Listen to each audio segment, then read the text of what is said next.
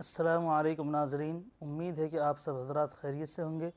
ہم آپ کی خدمت میں ایک نئی ویڈیو کے ساتھ حاضر ہیں جس کو سننے کے بعد ہمارا ایمان تازہ ہو جائے گا اور ہمارے دل کے اندر ایک نورانی کیفیت پیدا ہو جائے گی۔ تو آئیے ویڈیو کو شروع کرتے ہیں۔ صلی اللہ علیہ وسلم نے فرمایا جمعے کا دن قیامت کی نشانی ہے۔ قیامت کا دن جس دن قائم ہوگا جمعہ ہی ہوگا۔ آج جمعہ تفریح کا دن ہے، آج جمعہ جوئے کا دن ہے، آج جمعہ شراب پینے کا دن ہے، آج جمعہ کھیل تماشا بے حیائی بدماشی کا دن لوگوں نے بنا لیا۔ ایک ہمارا ماحول ہے، آپ ذرا توجہ فرمائیں۔ جمعے کے دن فلموں میں رش ہے، جمعے کے دن سینما کے ٹکٹ کا رش ہے، جمعے کے دن VCR بہت زیادہ چلتے ہیں، جمعے کے دن ٹیلی ویژن پہ بڑا رش ہوتا ہے، جمعے کے دن بدماشی ہے، جوا ہے، بے حیائی، زیادہ سے زیادہ بے حیائی جمعے کے دن ہوتی ہے۔ حالانکہ حضور کریم صلی اللہ علیہ وسلم نے فرمایا جمعے کے دن ایک گھڑی ایسی آتی ہے جو مانگو وہی ملتا ہے، جس حال میں کچھ کوئی مشغول ہوگا وہی اس کی زندگی کا مستقل ذریعہ بن جائے گا۔ کون سمجھائے تمہیں؟ کس کے اندر طاقت اور جرأت ہے کہ قوم کے دھارا پھیر سکے اور قوم کے رخ کو پھیر سکے؟ کون پھیر سکتا ہے؟ اس لیے قرآن کریم نے بار بار للکارا اور فرمایا افلم یہد لہم کم اہلکنا قبلہم من القرون، کرنے والوں، بدماشی کرنے والوں، بغیرت کمینوں، باداؤ، جب میرا قہر جوش میں آئے گا پھر ایک دو کو نہیں، پھر بستی کی بستی، ملک کے ملک اجاڑ کے رکھ دوں گا۔ افلم یہد لہم کم اہلکنا قبلہم من القرون،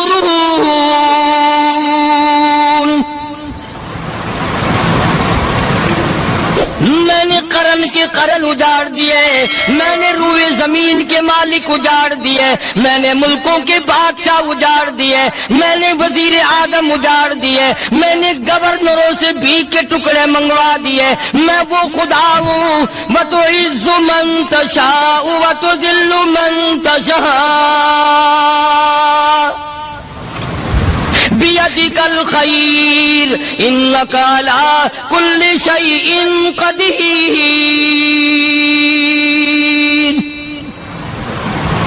سارا نظام میرے ہاتھ میں ہے۔ تبارک الذی بیدہ الملک، برکتیں میرے پاس ہے، رحمت میرے پاس ہے، خیر میرے پاس ہے، بھلائی میرے پاس ہے، سلامتی کے خزانے میرے پاس ہے، امن کے خزانے میرے پاس ہے۔ وہو علی بیدہ الملک، ملک میں راج میرا، وہو علی کل شیء قدیر۔ ذرے ذرے پہ قبضہ میرا، پتے پتے پہ قبضہ میرا، پہاڑ کی ایک ایک کنکر پہ قبضہ میرا، سمندر کے قطرے قطرے پہ قبضہ میرا۔ تو ہوتا کون آکڑ کرنے والا؟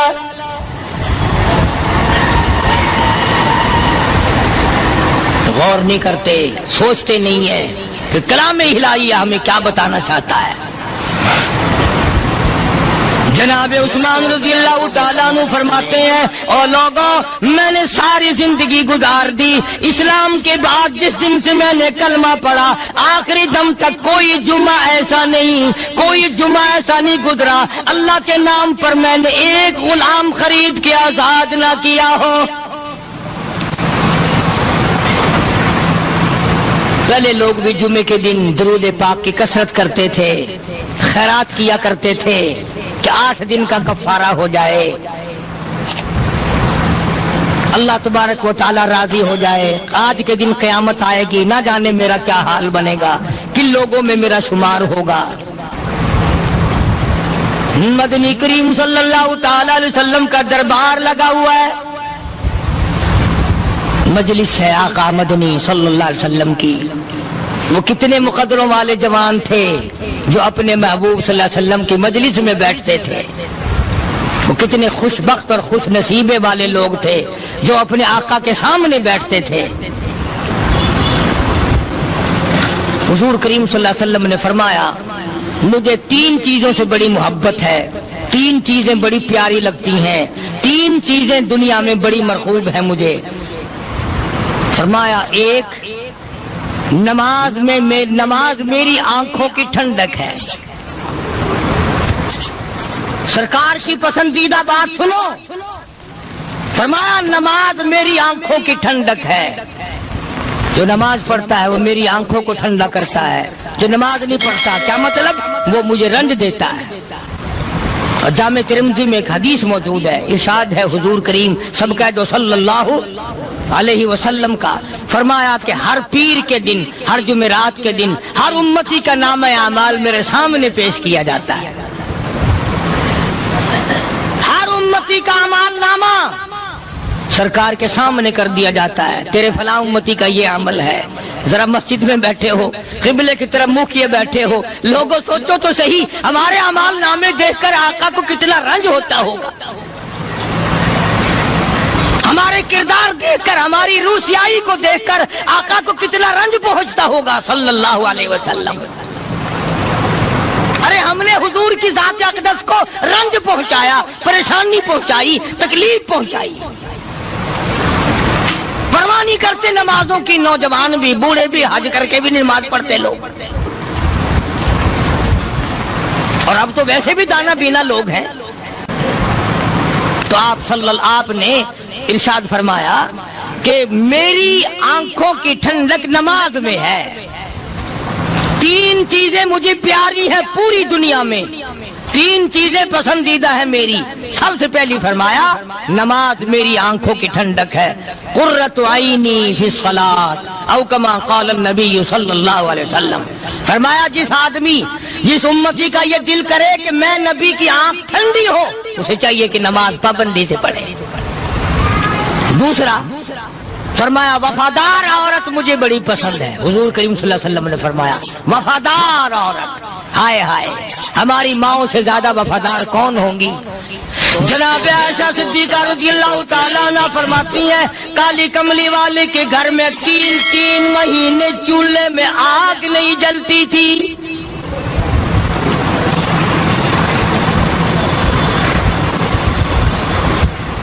دوسروں کے واسطے ہے سیم و زر و گوہر، اور اپنا یہ حال ہے کہ چولہا ہے بجھا ہوا۔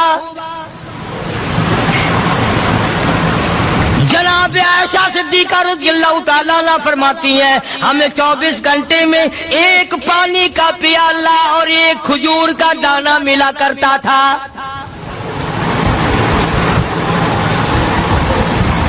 کبھی اپنی ماہوں کی خوراک تو دیکھو، خرچہ تو دیکھو، اور اگلی بات سنو تو حیران ہو جاؤ۔ جناب عائشہ صدیقہ رضی اللہ تعالیٰ عنہ فرماتی ہیں اس پیالے اور کھجور کی قدر بھی تب ہوئی جب وہ بھی نہ ملی۔ پیسوں کو برباد کرنے والوں، بے قدری کرنے والوں، ذرا سوچو تو صحیح کہ کیا گھر ہے محمد عربی سب کہہ دو صلی اللہ علیہ وسلم کا۔ اسی گھر سے خیر و برکت ملی صحابہ کرام کو، لیکن دنیا نہ تھی، بلڈنگ نہ تھی، کوٹھی نہ تھی، بنگلہ نہ تھا، چہل پہل نہ تھی۔ اچھا ایک بات اور آج یاد کر کے لے جاؤ، یہ تو مجبوری ہوئی نا، یہ تو ایک مجبوری ہوئی، پریشانی ہوئی، محتاجی ہوئی کہ پانی کا 1 پیالہ اور 1 کھجور کا دانہ ملتا تھا۔ اور اگلی بات سنو تو حیران ہو جاؤ، مجبوری اور چیز ہے، اختیار سے کرنا اور چیز ہے۔ جناب فاروق اعظم رضی اللہ تعالیٰ عنہ کی حکومت ہے، عائشہ صدیقہ رضی اللہ تعالیٰ عنہ سال کا خرچہ 12,000 روپیہ بوری میں بھر کر حضرت عمر نے حضرت عائشہ کے گھر پہنچا دیا، لو تمہارا یہ سال کا خرچہ آ گیا۔ سال کا خرچہ حضرت عمر رضی اللہ تعالیٰ عنہ نے جناب عائشہ صدیقہ رضی اللہ تعالیٰ عنہ کے پاس بھیجا۔ اتنا بڑا بورا بھر کر آیا۔ اللہ غنی، بجائے خوش ہونے کے، بجائے مچلنے کے، بجائے فخر کرنے کے، اپنی خادمہ سے فرمانے لگی، حضرت عائشہ خادمہ سے فرمانے لگی، میں نے تو اپنے محبوب صلی اللہ علیہ وسلم کے پیٹ پہ پتھر دیکھے، میں نے تو کالی کملی والے کو فاقے کرتے دیکھا۔ خادمہ سے فرمانے لگی، اس بوری کے میرے درمیان میں کپڑا لٹکا دے، میری آنکھ دیکھنا گوارا نہیں کرتی، میری آنکھ دیکھنا بھی گوارا نہیں کرتی۔ اس نے کپڑا لٹکا دیا۔ اس کے بعد خادمہ سے فرمانے لگی، مدینے میں اعلان کراؤ، جس کو خیرات چاہیے وہ عائشہ کے دروازے سے آ کے لے جائے رضی اللہ تعالیٰ عنہ۔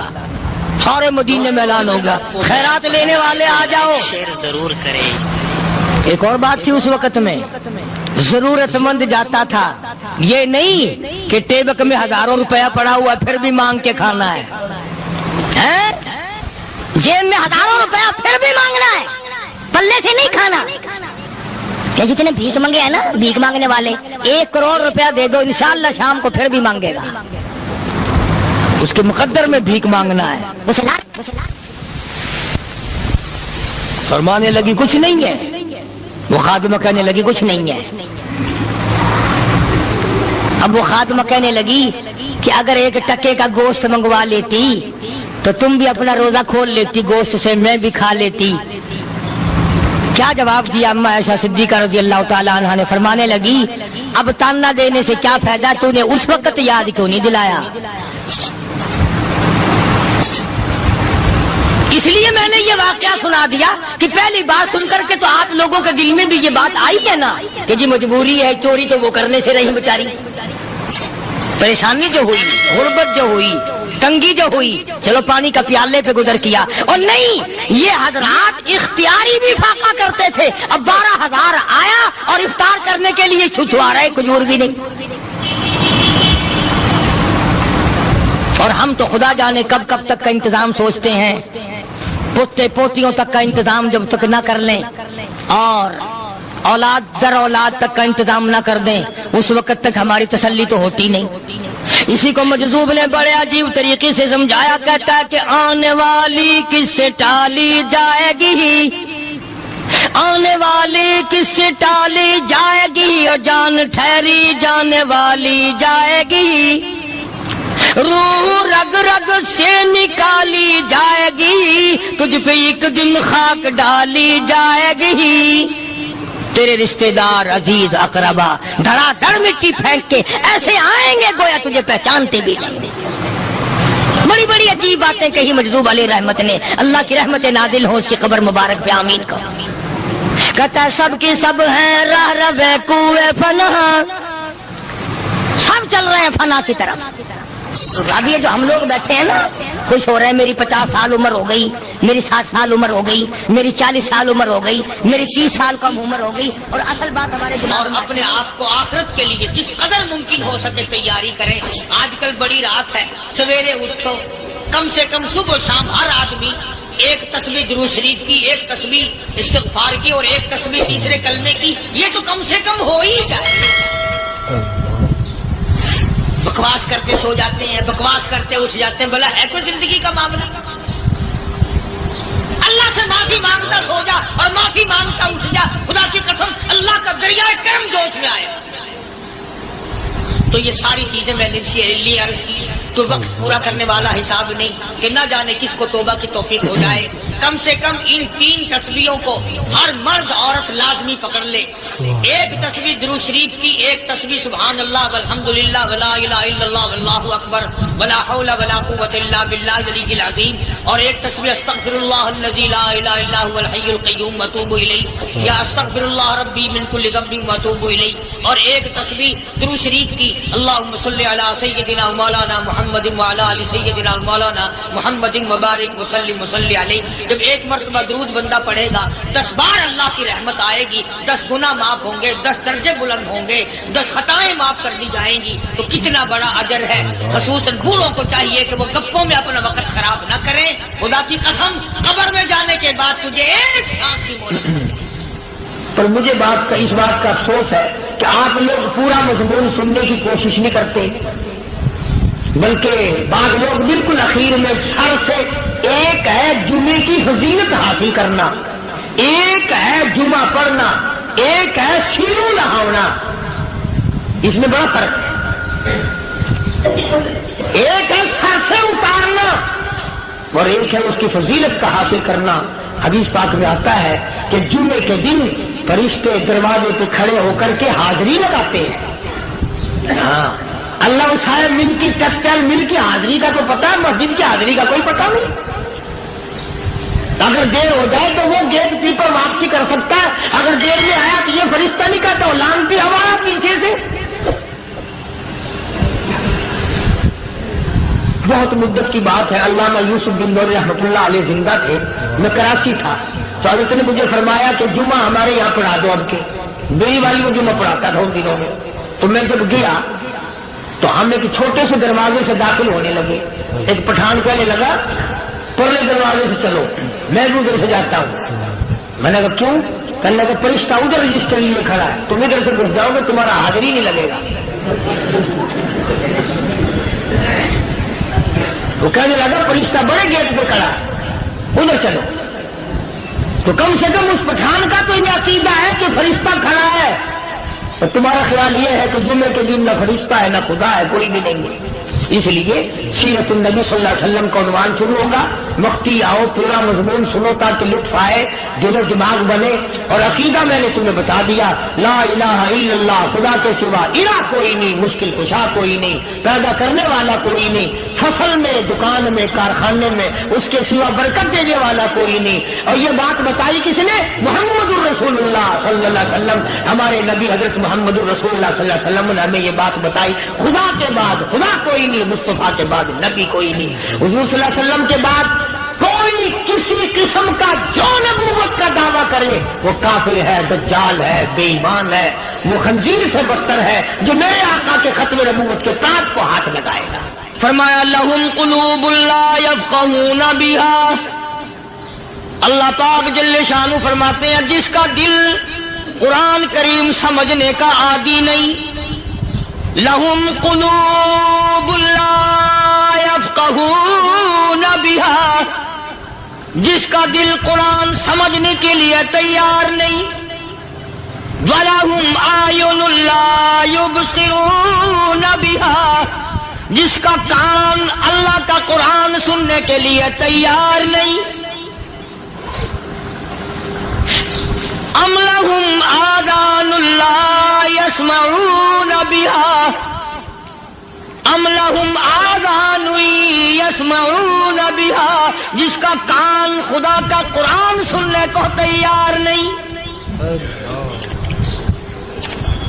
خدائی فیصلہ سنو، اللہ کے قرآن کا فیصلہ سنو، اللہ کے کلام کا فیصلہ سنو، جس کا کان میرا کلام سننے کے لیے تیار نہیں، جس کو میرا قرآن سن کے مزہ نہیں آتا، جس کو میرا کلام سن کے حلاوت نہیں آتی، جس کو میرا کلام سن کے لذت نہیں آتی، جس کی روح تازی نہیں ہوتی، جس کو لطف نہیں آتا، جس کو کیف نہیں آتا، جس کو سرور نہیں آتا، جو میرا قرآن سننے کو تیار نہیں، جو میرا قرآن آنکھوں سے دیکھنے کو تیار نہیں، جو میرا قرآن سننے سمجھنے کے لیے تیار نہیں، آؤ پھر خدائی فیصلہ سنو۔ فرمایا اولئک کالانعام،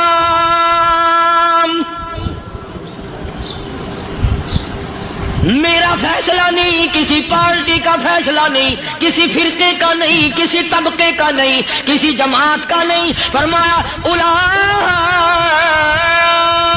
الانعام،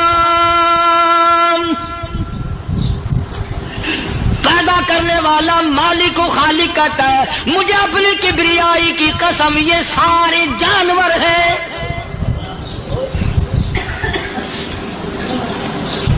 یہ سارے کے سارے جانور ہیں، یہ درندے ہیں جو ایک دوسرے کو چیر پاڑ کر کھاتے ہیں، یہ درندے ہیں جو ایک دوسرے کا خون پیتے ہیں، فرمایا بل ہم اضل، جانوروں سے بھی بدتر۔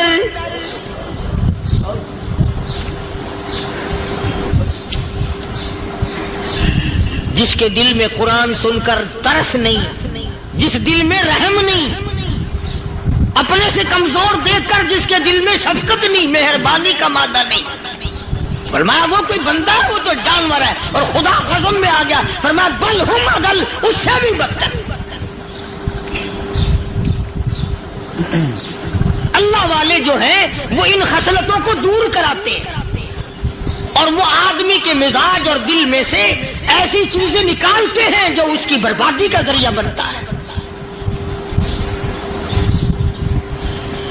دل کی بیماریوں کا کسی کو فکر نہیں. بخار ہو جائے، آپ چڑھ جائے، آپ کو پتہ چل جاتا ہے.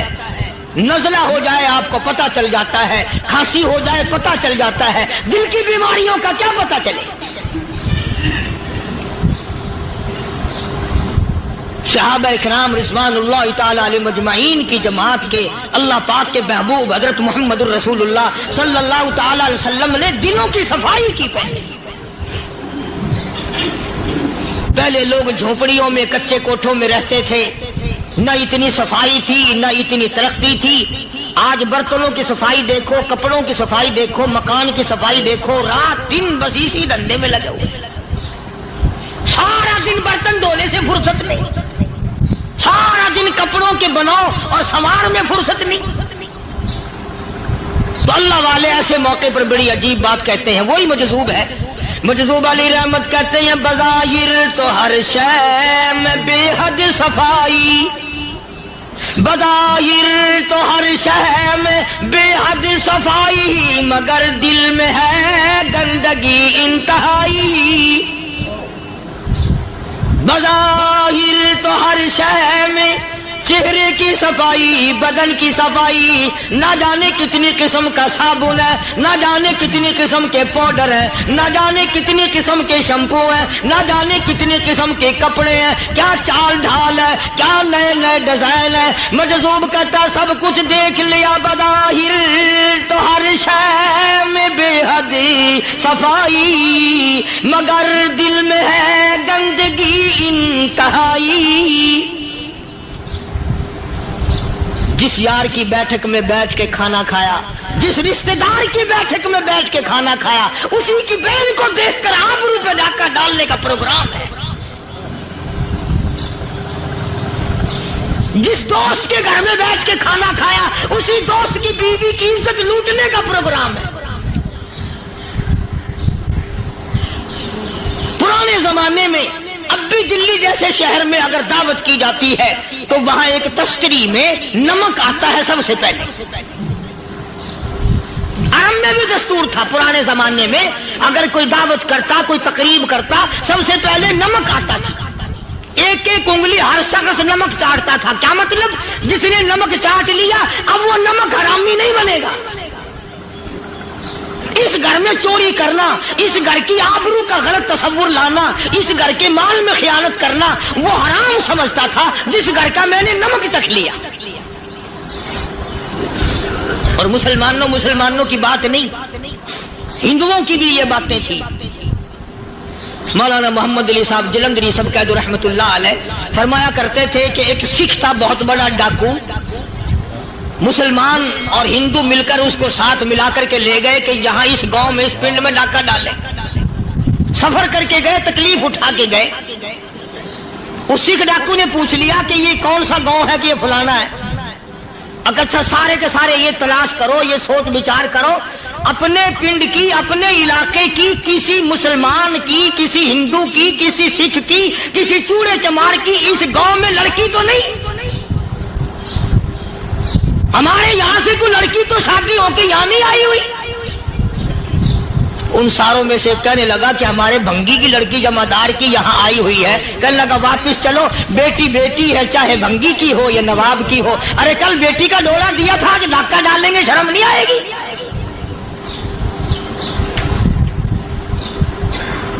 آج وہ تصور کہاں چلے گئے؟ اور ہم سب روتے پھرتے ہیں سکون نہیں، سکون نہیں، اطمینان نہیں. ارے اطمینان آئے گا کیسے؟ ہمارے دل بے ایمان ہے، نیتیں خراب ہے، آئے گا کہاں سے؟ صحابہ کرام رضوان اللہ تعالی علیہ مجمعین کی جماعت نے اس قدر اس بات پہ محنت کی اور کوشش کی کہ غلط لقمہ بھی پیٹ کے اندر نہ چلا جائے. چنانچہ میں اعلان کہتا ہوں 1,29,000 صحابہ کرام کلی کملی والے کے دیوانے اور پروانے، حضور کے یار جانثار، حضور کے ساتھ فاقہ کھانے والے، فاقوں مرنے والے، پتھر کھانے والے، اپنے بچوں کے ٹکڑے ہوتے ہوئے دیکھ کر لا الہ الا اللہ محمد الرسول اللہ کی صدا بلند کرنے والے صحابہ کرام کا یہ حال تھا۔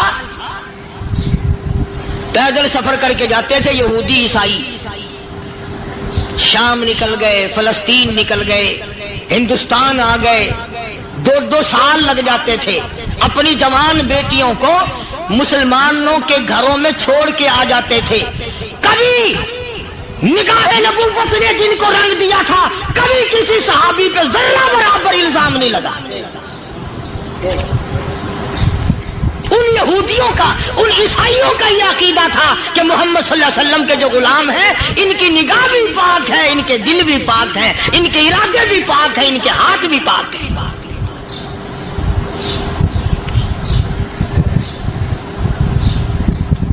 مصر کے گورنر نے، مصر کے جنرل کرنل نے خط لکھا سیدنا فاروق اعظم رضی اللہ تعالی عنہ کی خدمت میں، دور خلافت ہے حضرت فاروق اعظم کا۔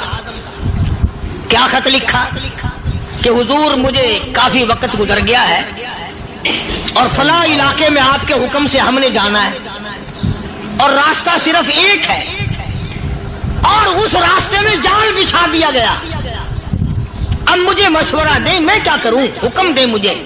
جال کیا بچھا دیا گیا کہ ہمیں پتہ چل گیا ہے عیسائیوں نے پروگرام بنایا، سینکڑوں لڑکیاں تلاش کر کر کے بڑی خوبصورت حسینہ اکٹھی کی ہیں، ان کو گانے بجانے کی ٹریننگ دی ہے، ان کو اچھی اچھی آوازوں والی لڑکیاں ڈھونڈ کے لائے ہیں، اور انہوں نے یہ پروگرام بنایا کہ جب مسلمانوں کی فوج اس گلی سے گزرے گی ان کوٹھوں کے اوپر چڑھ کے گانا بجانا کریں گے تاکہ ان کے دل میں بدماشی آئے اور ان کا بیڑا غرق ہو۔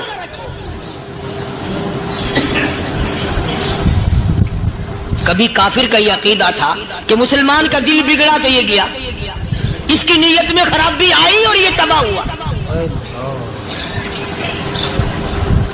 جناب فاروق اعظم رضی اللہ تعالیٰ عنہ نے اسے یہ خط نہیں لکھا کہ تو قرآن پڑھا کر، تو نفل پڑھا کر۔ امیر المومنین خلیفۃ المسلمین سیدنا فاروق اعظم رضی اللہ تعالیٰ عنہ نے اپنے جنرل کرنل کو خط لکھا کہ اس میں لمبی چوڑی فکر کی کوئی بات نہیں، اس میں کوئی پریشانی والی بات نہیں، کوئی سوچ و بچار والی بات نہیں، سارے تیری فوج میں، تیری کمان میں مسلمان ہیں، سب کو اکٹھا کر لے، ساروں کو اکٹھا کر کے قرآن کریم کے سورت نور کی 2 آیتیں سنا دے۔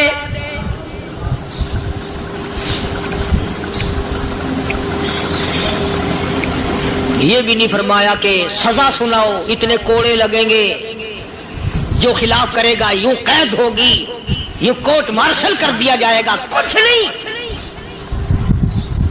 جناب فاروق اعظم رضی اللہ تعالیٰ عنہ کی رائے دیکھو، ان کے خیال میں قرآن کریم میں اتنی بڑی طاقت ہے، اتنی بڑی عظمت ہے، اتنی بڑی کرامت ہے، کلام الہی میں اتنا بڑا شرف ہے۔ اعلان کر دیا، فرمایا اپنے کرنل کو ساری فوج کو، لشکر کو اکٹھا کر کے قرآن کریم کی فلاں فلاں آیت سنا دے۔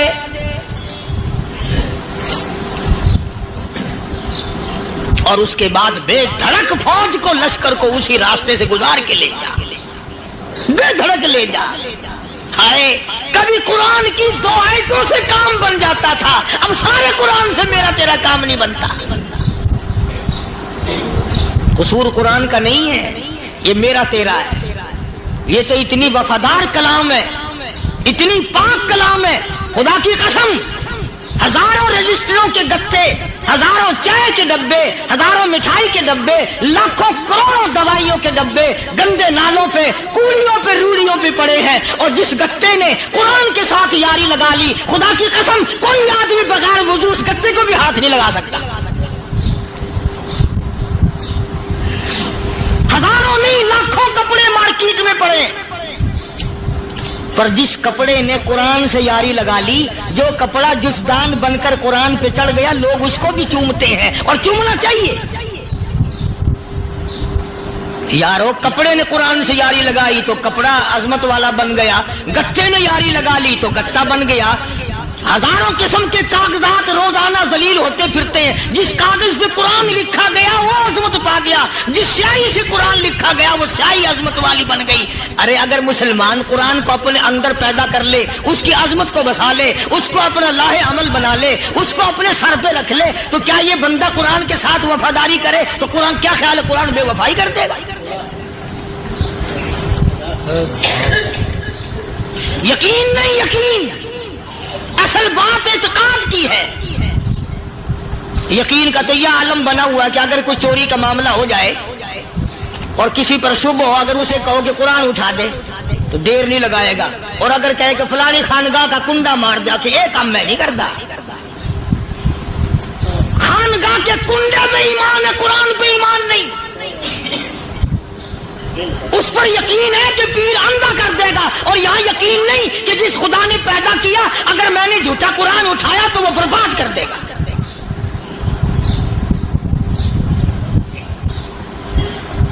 عجیب عجیب لوگ.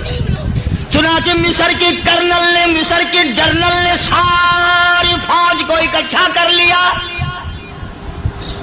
اس نے بھی یہ بات تو نہیں کہی کہ فاروق اعظم کو دوبارہ خط لکھتا کہ حضرت یہ تو 2 آیتیں آپ نے لکھی, یہ تو سارا قرآن روز پڑھتے ہیں, پر بنے گا کیا؟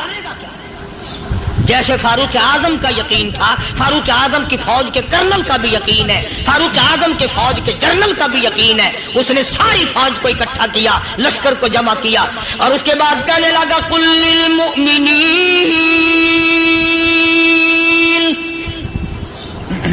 یغضوا من ابصارکم ویحفظوا فروجہم ذالک ازکی لہم ان اللہ خبیر بما یصنعون. او لوگو, خدا تمہیں کہتا ہے اپنی آنکھوں کی حفاظت کرو. اگر تمہاری نظریں غلط جگہ پڑی, اپنی عزت کی حفاظت کرو, اپنی آبرو کی حفاظت کرو. اگر غلط نظریں پڑی, غلط استعمال ہوئی, ان اللہ خبیر بما یصنعون.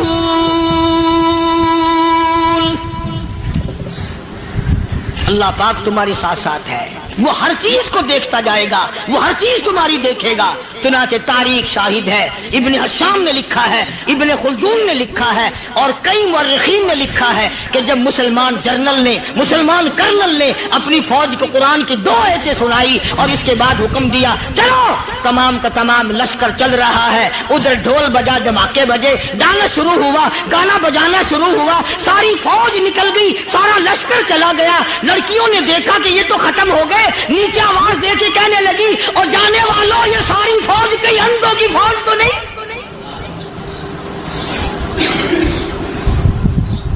یہ حسن کا نظارہ اور یہ ڈانس اور یہ آواز, ہم ناچ ناچ کے تھک گئی, کوئی سر نہیں اٹھاتا.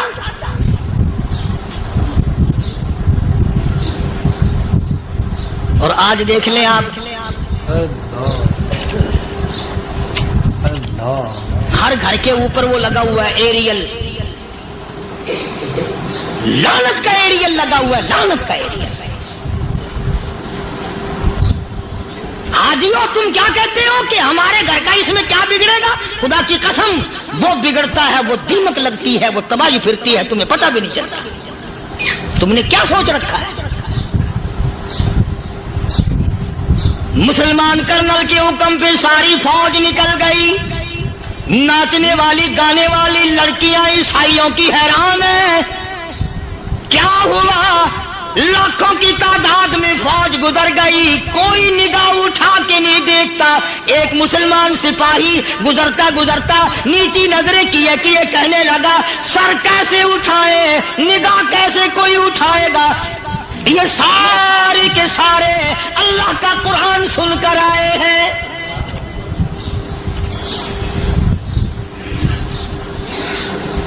کیسے کوئی نگاہ اٹھائے گا, کیسے کوئی سر کو اٹھائے گا؟ یہ سارے کے سارے اللہ کا قرآن سن کر آئے ہیں.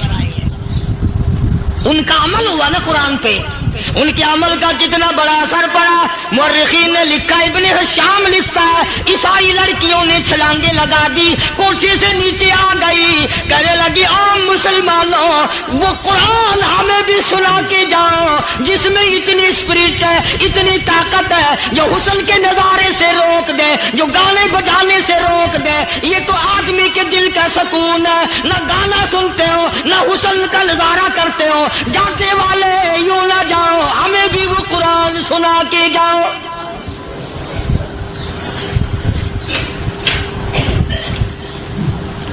اس قرآن میں کتنی بڑی طاقت ہے، وہ کتنی عظمت ہوگی اس میں، اس کلام میں کتنی برکت ہوگی، جس کلام میں یہ تاثیر ہے کہ وہ ایسی ایسی چیزوں سے روک دیتا ہے۔ چنانچہ ایک مسلمان سپاہی چلتا بھی جاتا ہے اور کہنے لگا وَقُلْ لِلْمُؤْمِنِينَ وَقُلْ لِلْمُؤْمِنِينَ،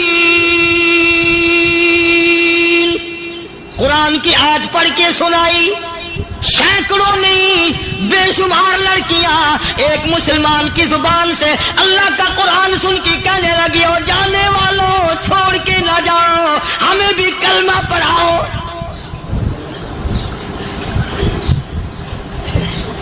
جتنی بھی وہ ناچنے گانے والی تھی تمام کی تمام کلمہ پڑھ کر مسلمان بن گئی، اور مورخین نے لکھا ہے آخری دم تک قرآن کی شیدائی اور دیوانی بن کے گزری ہے۔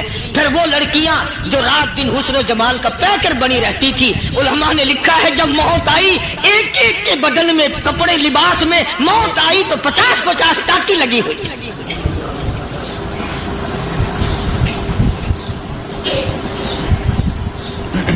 بظاہر تو آج بھی بڑی جھاڑا پنجی ہے، بڑی صفائی ہے، بڑی دوڑ دھوپ ہے۔ اسی کو مجذوب الالان کہتا، بظاہر تو ہر شے میں بے حد صفائی، مگر دل میں ہے گندگی انتہائی، کبھی اس کے دھوکے میں آنا نہ بھائی، یہ سب ہے رعائی، یہ بس ہے رعائی، یہ تو چیز ہی کچھ نہیں۔ بڑے بڑے دھندے ہمیں پلٹتے دیکھے، بڑے بڑے نظام بگڑتے دیکھے۔ محمد عربی صلی اللہ تعالی علیہ وسلم کے دربار میں بڑے بڑے لوگ آتے تھے۔ اللہ غنی، نگاہ نبوت نے جس کو رنگ دیا سبحان اللہ، پھر قیمت تو بن گیا، وہ اسلام کی دولت سے پیچھے نہ ہٹا۔ کوئی پیچھا پھر کے دیکھا ہی نہیں کہ ہم کیا کر رہے ہیں۔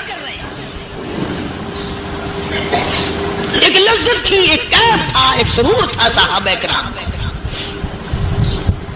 کہاں سے وہ چیز ہم لائیں، کیسے ہم میں وہ چیز پیدا ہوگی؟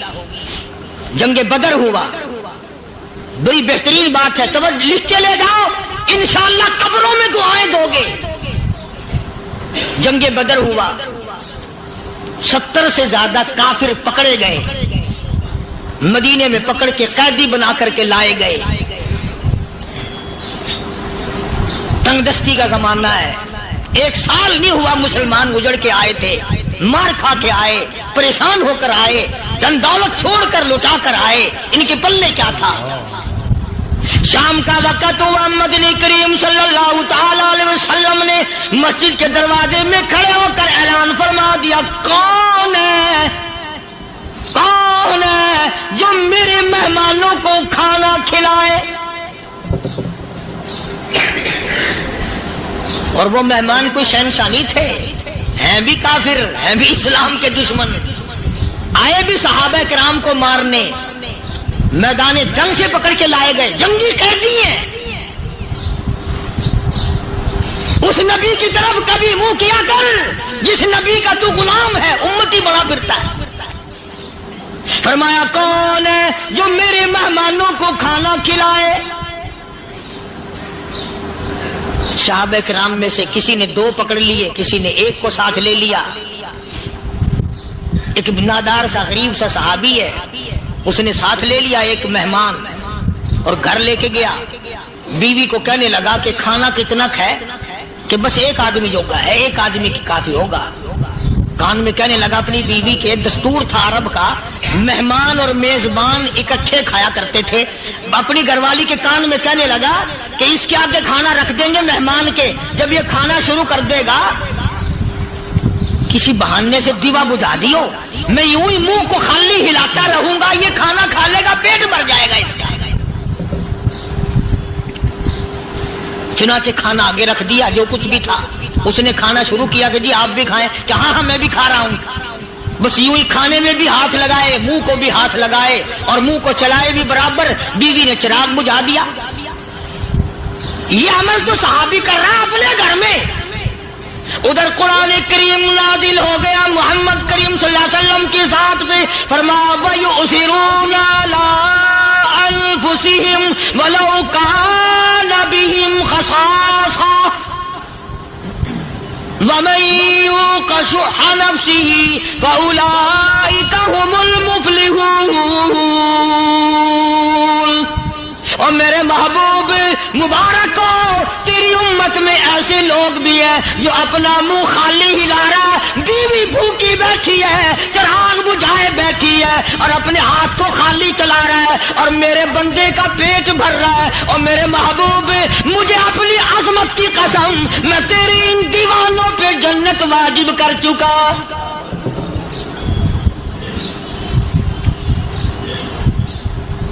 اب حضور صلی اللہ علیہ وسلم نے تو ان کو نہیں سکھایا تھا کہ تو جا کے ایسا کرنا, قدرتی مزاج ایسا بنا دیا تھا. ایک اور موقع ہے مدینے پاک میں, جنگی قیدی اور جگہ سے اسی طرح سے آئے. ایک صحابی ایک اور آدمی کو, جنگی قیدی کو کافر میں گھر لے گیا. بیوی کہنے لگی کہ ایک ہی آدمی کا کھانا ہے بس, انہوں نے کہا اس کو دے دو. وہ کافر جنگی قیدی کہنے لگا جی آپ بھی کھائیں, کہنے لگا بھی بات ہے صاف, ایک آدمی کا کھانا ہے, تو کھانا کھا, میں درخت کے پتے چبا لیتا. وہ کہنے لگا میں کھاؤں گا پتے. انہوں نے کہا تو رئیس آدمی ہے مکے کا, میں پرانا غریب ہوں, مجھے پتے چبانے کی عادت ہے, تیرے پیٹ میں درد نہ ہو جائے, میں عادی ہوں پتے چبانے کا. اس نے پتے چبا لیے. کافر مسافر اور مہمان جو تھا جنگی قیدی, اس کو کھانا کھلا دیا.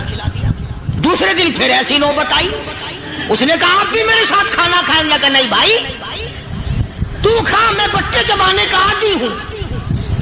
2 دن تو اس کافر نے کھانا کھا لیا, اور جب تیسرے دن اس کے آگے کھانا آیا, انہوں نے کہا بھائی تو ہی کھا, بس اتنا ہی کھانا ہے, میں تو میاں بیوی ہم تو پتے چبا لیں گے. اور کہنے لگا مدینے والوں, تم خود پتے چباتے ہو, دشمنوں کو کھانا کھلاتے ہو, آج میری بھی ایک شرط ہے, پہلے کلمہ پڑھا پھر کھانا کھلا.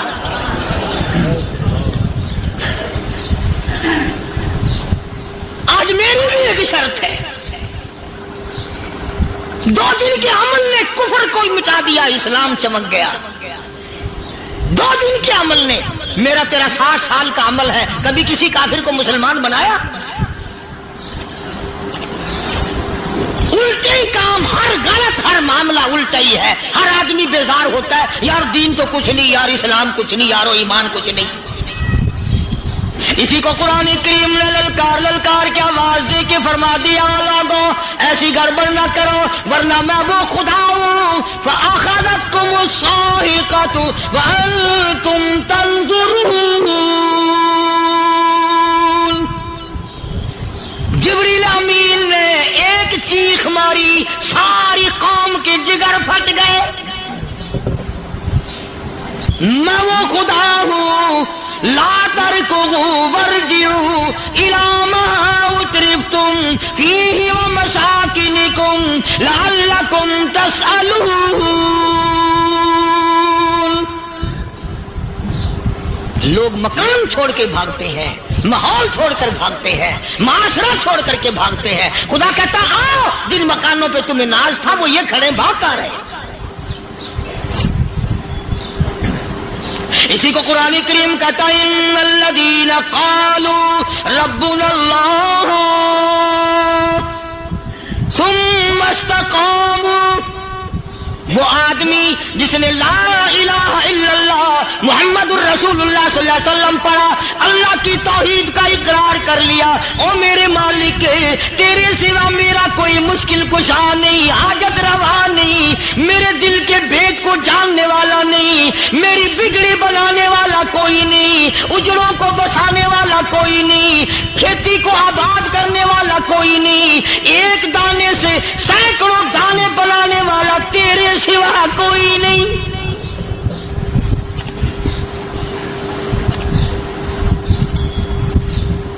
کھیتوں میں جاؤ، کبھی یہ تو سوچو کہ دنیا میں حکومتوں نے کتنے مل لگا رکھے ہیں، چینی کے، شکر کے کتنے مل ہیں، کتنے ڈیپو ہیں، پھر بھی قلت ہو جاتی ہے۔ اور یہ اللہ میاں نے کتنا میٹھا کیلے میں، سنترے میں، مالٹے میں، انگور میں، سیب میں، کبھی یہ بھی سنا کہ اللہ میاں کا شوگر مل فلاں علاقے میں لگا ہوا ہے؟ کبھی یہ تو دیکھو کہ یہ قدرت کاملہ کے سوا اور کون پیدا کر رہا ہے؟ فرمایا جس نے اللہ کی توحید کا اقرار کر لیا، محمد عربی صلی اللہ علیہ وسلم کی ختم نبوت کا اقرار کر لیا، خدا کے بعد خدا کوئی نہیں، مصطفیٰ کے بعد نبی کوئی نہیں۔ پھر قرآن نے شرط لگائی ثم استقاموا، پھر اس پر جمع رہے، ڈٹا رہے، یوں نہیں کہ کبھی ادھر لڑک گیا کبھی ادھر لڑک گیا۔ لوگ تو بدل جاتے ہیں، لوگوں کا کیا ہے؟ پچھلے سال کی بات ہے، یہیں مغرب کی نماز کے بعد گرمی کے موسم میں یہاں بیٹھا ہوا تھا باہر، آگے شہر کے وہ آدمی، وہ کہنے لگے جی ایک کام آئے ہیں۔ میں نے کہا کیا؟ کہ 25,000 روپے چوری ہو گیا ہمارا، بتاؤ ہمیں۔ میں نے کہا مجھے کیا پتا؟ انہوں نے کہا نہیں سارا شہر کہتا ہے کہ قاریہ نہیں بتا دیتا ہے۔ میں نے کہا اچھا یہ یوں نہیں جانے کا؟ میں نے کہا پھر آدھے لوں گا۔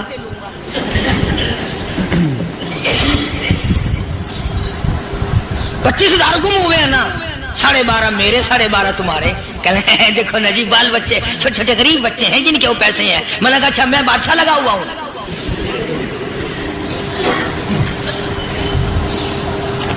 انہوں نے کہا جی سودا مہنگا۔ میں نے کہا پھر کہیں اور چلے جاؤ۔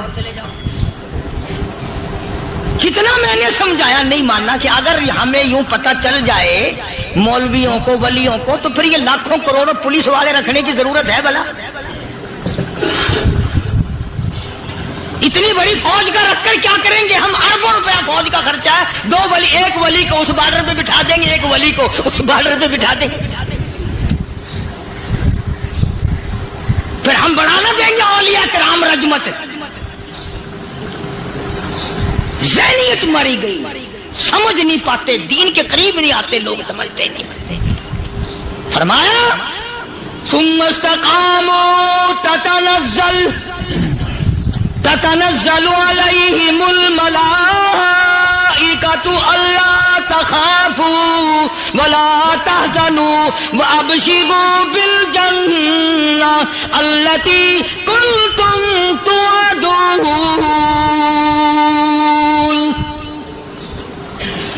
قرآن کہتا ادھر ولی کی موت آتی ہے، ایسا آدمی جو اپنے کلمے پہ جمع رہے، شرک و بدعت کی لعنت سے بچے، کفر و نفاق سے بچے۔ ادھر موت آتی ہے، ادھر فرشتے کہتے ہیں گھبرانا، غم نہ کر، بہشت کے دروازے تیرے لیے سارے کھلے ہوئے۔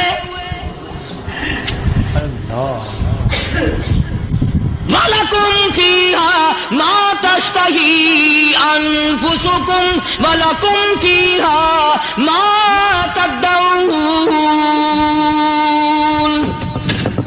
فرمایا ہم تمہاری ہر اس تمنا کو پورا کریں گے، ہر اس آرزو کو پورا کریں گے، جو مانگو گے وہی ملے گا، جو کہو گے وہی دیا جائے گا۔ نحن اولیاؤکم فی الحیات الدنیا وفی الآخرہ، ہم دنیا میں بھی تمہارے کارساز ہیں، ہم آخرت میں بھی تمہارے کارساز ہیں، ہم دنیا میں بھی تمہارے دوست ہیں، آخرت میں بھی تمہارے دوست ہیں، اور خدا کے یہاں وہ انعام ملے گا۔ اللہ غنی، رائی کے دانے کے برابر نیکی کی ہوگی، جب پہاڑوں کے برابر ثواب ملے گا تو آدمی حیران ہوگا، یا اللہ تیرے جیسا بینک تو کسی کا بھی نہیں۔ رائی کا دانہ لے کر پہاڑ واپس کر دیا، مالک نے نجات کا ذریعہ بنا دیا۔ فرمایا نزلا من غفور رحیم،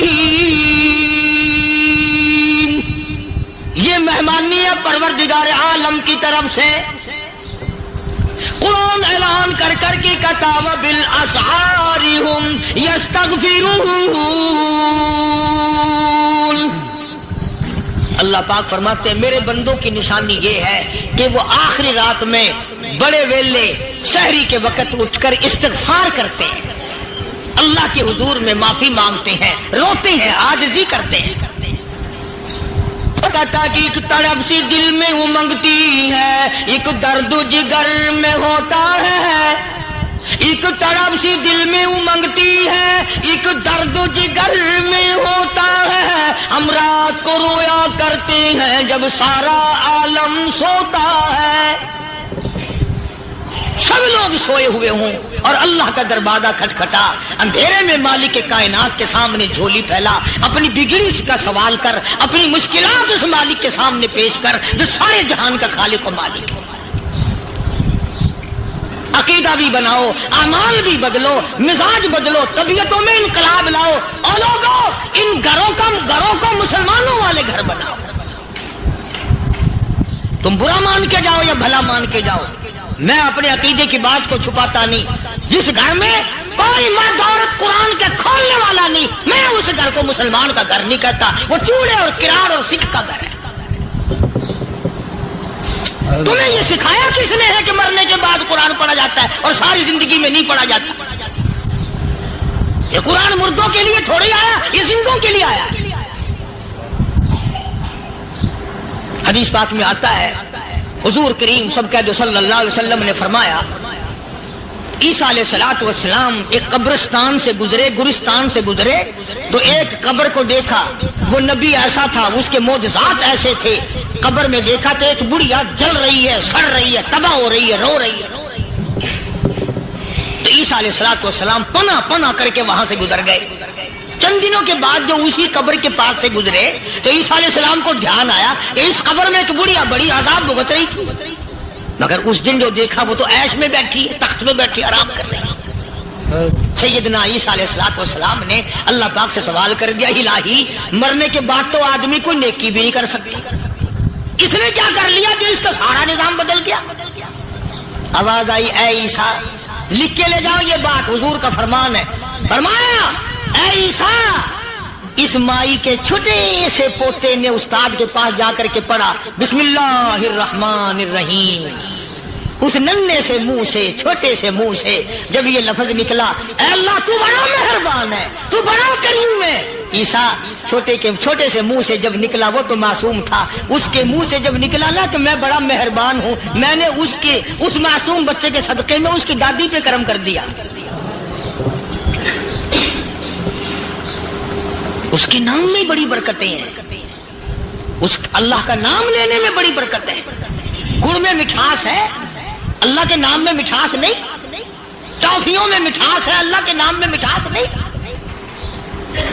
تم نے چکھ کے نہیں دیکھا، اگر تم چکھ لو خدا کی قسم دنیا کی کوئی چیز اچھی نہ لگے اللہ کے نام کے مقابلے میں. اللہ پاک مجھے اور آپ سب کو اپنا نام لینے کی توفیق عطا فرمائے، اپنے قرآن کی تلاوت کرنے کی توفیق عطا فرمائے، اور اپنا ذکر اور اپنا فکر اور اپنے شکر کی توفیق عطا فرمائے.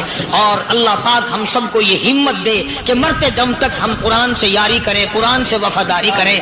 پروردگار عالم نے مسلمانوں کے لیے ہر آیت میں ہدایت رکھی ہے. فلاح و بہبود کی منزلیں یہ ہر آیت کے اندر اللہ پاک نے رکھ دی. کیا بتاؤں، آج تک میرے تیرے دل میں اس بات نے یقین نہیں پکڑا کہ یہ قرآن کریم اللہ کا کلام ہے یا کسی بندے کا کلام ہے. خود اللہ کی عظمت ہمارے دلوں میں کہاں ہے؟ یہ تو اللہ پاک نے سوٹا لے کر اپنی خدائی ہم سے منوا رکھی ہے کہ کسی کی موت بھیج رہا ہے، کسی کو پیدا کر رہا ہے، کسی کو ہسپتال میں پھینک دیتا ہے، کسی کو تڑپتے ہوئے بازار میں لٹا دیتا ہے، کسی کو بھیک مانگتے ہوئے کو تخت شہنشاہی پہ بٹھا دیتا ہے، بادشاہ کا کان پکڑ کر گلیوں میں بھیک کے ٹکڑے منگوا دیتا ہے. خدا نے اپنی خدائی یوں منوا رکھی ہے. جہاں تک عظمتوں کا سوال ہے وہ ہمارے یہاں کہاں ہے؟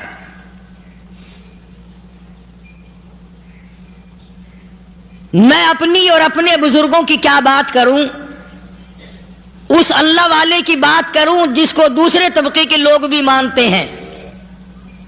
پیر مہر علی شاہ صاحب رحمت اللہ علیہ گولڈا شریف والے اپنی ایک کتاب میں لکھتے ہیں کہ ہر وہ سانس جس میں اللہ کا نام نہ لیا گیا ہو وہ سانس حرام گیا۔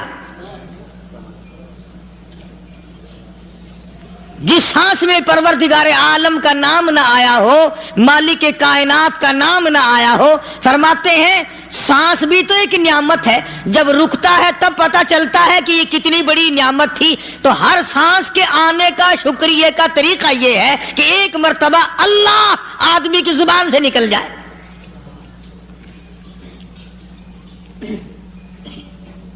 ابھی تو میری تیری نظروں میں اولاد نعمت ہے، کوٹھی نعمت ہے، بنگلہ نعمت ہے، کار نعمت ہے، پیسے نعمت ہے، لیکن اصل نعمت جو سانس آ رہی ہے اس کو جانتے ہی نہیں۔ اس کی سمجھ اس دن لگتی ہے جس دن یہ سانس رکتا ہے، پھر بنتا کچھ نہیں۔ تو قرآن کریم کی ہر صورت میں، ہر آیت میں، ہر پارے میں اللہ تبارک و تعالی جل شانہ نے اپنی ذات و صفات لوگوں کو سمجھائی۔ اور کمال ہے کہ مخلوق خالق کو نہیں پہچانتی۔ کس طریقے سے سمجھایا جائے؟ اب آپ بالکل ذرا ابتدا کی طرف آئیں۔ ہر چیز کا مٹیریل آپ کو معلوم ہے۔ ساری دنیا کہتی آتی ہے کہ گڑ ڈالو تو گڑ کا مزہ آئے گا، شکر ڈالو گے تو شکر کا مزہ آئے گا، جتنا خرچ کرو گے اتنا ہی مزہ آئے گا، ویسا ہی لطف آئے گا۔ یعنی ہر چیز کا جیسا مٹیریل ویسا ہی مال تیار ہوگا۔ کبھی انسان نے بھی غور کیا اپنے مٹیریل کی طرف کہ میں بنا کس چیز سے ہوں؟ کبھی آدمی نے بھی سوچا کہ میرا مٹیریل کیا ہے؟ حالانکہ قرآن کریم للکار کی آواز دیتا ہے ثم جعلناہ نطفۃ فی قرار مکین،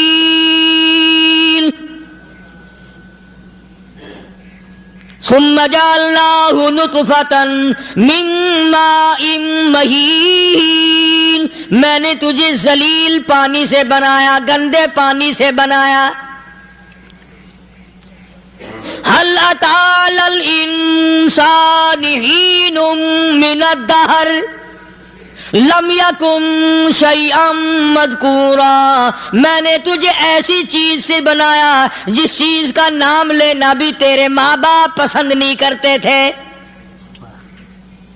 لم يكن شيئا مذكورا، اپنی حقیقت کو سوچ، اپنی اصلیت کو سوچ۔ اور پھر میں نے تجھے بغیر اسباب کے پیدا کیا۔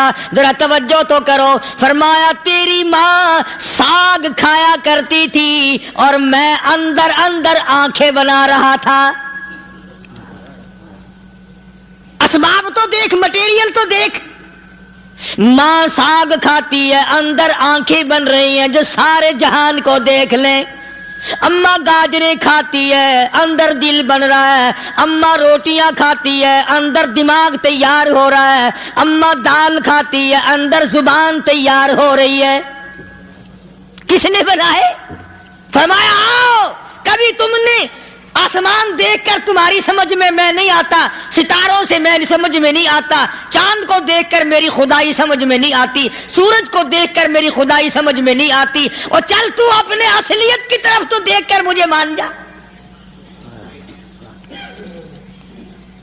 اپنے مٹیریل تو دیکھ۔ فرمایا تیری اماں ہزاروں چیزیں، سبزیاں، ترکاریاں، دال، گوشت کھاتی ہے، اندر ہڈیاں بن رہی ہیں،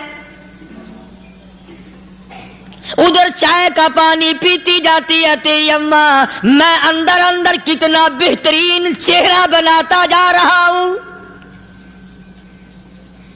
فرمایا یخلقکم فی بطون امہاتکم خلقا من بعد خلق فی ظلمات ثلاث، اور میرے بندے میں نے تجھے 3 اندھیروں میں پالا۔ ماں کے پیٹ کا اندھیرا، جھلی کا اندھیرا، رحم کا اندھیرا، ماں کو پتہ نہیں ماں سوئی ہوئی ہے، میں بنا رہا ہوں۔ تیری اماں کام کاج میں لگی ہوئی ہے، میں تجھے بنانے میں لگا ہوا ہوں۔ یہ پیارے پیارے لب کس نے بنائے، یہ پیاری پیاری آنکھیں کس نے بنائی، یہ کان کس نے بنائے، ان کانوں کے اندر جھلی اور پردے کس نے لگائے، یہ زبان کس نے دی، یہ دل و دماغ کس نے دیا۔